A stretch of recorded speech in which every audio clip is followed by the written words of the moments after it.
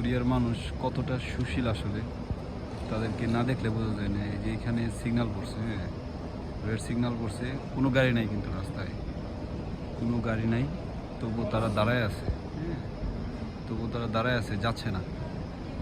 যতক্ষণ না পর্যন্ত পারমিশন হবে ততক্ষণ পর্যন্ত তারা দাঁড়ায় থাকবে। হ্যাঁ, এই যে তারা দাঁড়ায় আছে, এই যে রেড সিগন্যাল পড়ছে, তারা দাঁড়ায় আছে। আমরা দেখি গ্রিন সিগন্যাল হোক ততক্ষণ পর্যন্ত দেখি, তারা কিন্তু দাঁড়ায় থাকবে, তারা কিন্তু যাবে না। হ্যাঁ, তারা দাঁড়ায় থাকবে, কিন্তু রাস্তায় কিন্তু কোনো গাড়ি নেই, ঠিক আছে, তবুও তারা দাঁড়ায় আছে।